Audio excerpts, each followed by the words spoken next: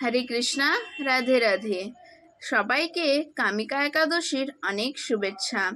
আজকে আমি আপনাদেরকে কামিকা একাদশীর ব্রতকথা মাহাত্ম্য শ্রবণ করাবো।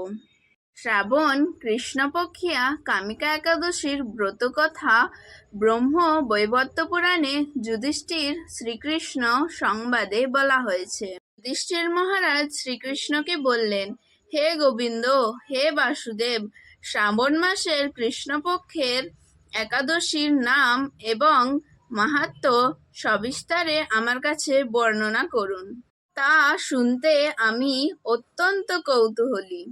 প্রত্যুত্তরে ভক্তবৎসল ভগবান শ্রীকৃষ্ণ বললেন, হে রাজন, পূর্বে দেবশ্রী নারদ প্রজাপতি ব্রহ্মাকে এই প্রশ্ন করলে তিনি যে উত্তর প্রদান করেছিলেন আমি এখন সেই কথা বলছি। আপনি মনোযোগ সহকারে তা শ্রবণ করুন। একসময় ব্রহ্মার কাছে ভক্ত শ্রেষ্ঠ নারদ জিজ্ঞাসা করলেন, হে ভগবান, শ্রাবণ মাসের কৃষ্ণপক্ষিয়া একাদশীর নাম কি? এর আরাধ্য দেবতা কে? সেই একাদশীর বিধি বা কি? এবং এই ব্রতের ফলে কি পুণ্য লাভ হয় তা সবিশেষ জানতে ইচ্ছা করি। আপনি কৃপা করে আমাকে জানালে আমার জীবন ধন্য হবে। শ্রী নারদের কথা শুনে ব্রহ্মা অত্যন্ত সন্তুষ্ট হলেন। তিনি বললেন, হে বৎস, জগজ্জীবের মঙ্গলের জন্য আমি তোমার প্রশ্নের যথাযথ উত্তর দিচ্ছি, তুমি তা শ্রবণ করো। শ্রাবণ মাসের কৃষ্ণপক্ষিয়া একাদশী কামিকা নামে জগতে প্রসিদ্ধ। এই একাদশীর মাহাত্ম্য শ্রবণে বাজপেয় যজ্ঞের ফল লাভ হয়। ভগবান শ্রীহরির পূজা অর্চনায় অপরিমিত পূর্ণফল প্রদান করে। গঙ্গা, গোদাবরী, কাশী, নৈমিষারণ্য, পুষ্কর ইত্যাদি তীর্থ দর্শনের সমস্ত ফল একমাত্র কৃষ্ণ পূজার মাধ্যমে কোটি গুণ লাভ করা যায়। সাগর ও অরণ্যযুক্ত পৃথিবীদানের ফল, দুগ্ধবতী গাভীদানের ফল অনায়াসে এই ব্রত পালনে লাভ হয়।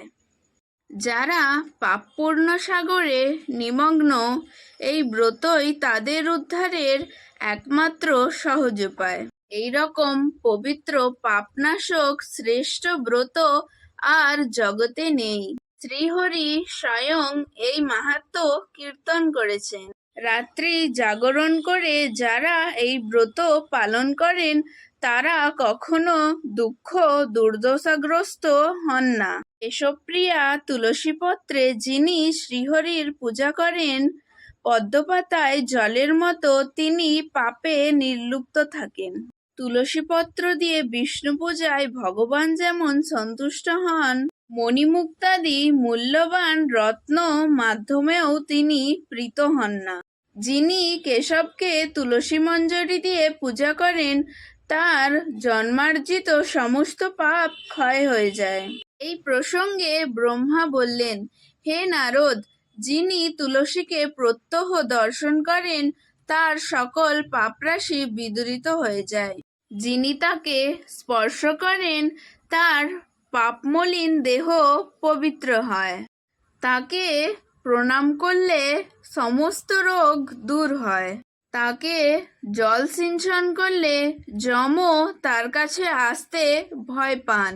শ্রীহরির চরণে তুলসী অর্পিত করলে ভগবত ভক্তি লাভ হয়। তাই হে কৃষ্ণ ভক্তি প্রদায়িনী, তোমায় প্রণাম করি।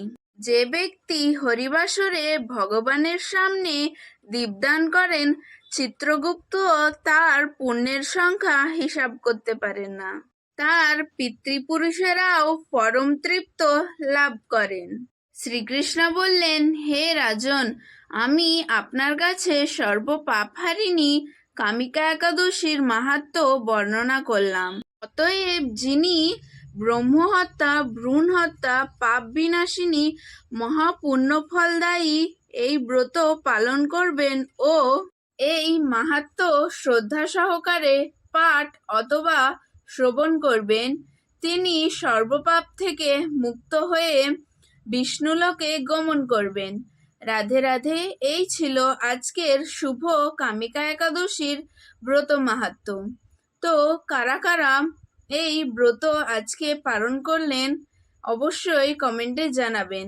আর কে কে এই ব্রত পাঠ মনোযোগ সহকারে শ্রবণ করলেন অবশ্যই কমেন্টে জানিয়ে যাবেন। হরে কৃষ্ণা, রাধে রাধে। সবাই খুব ভালো থাকবেন এবং সুস্থ থাকবেন।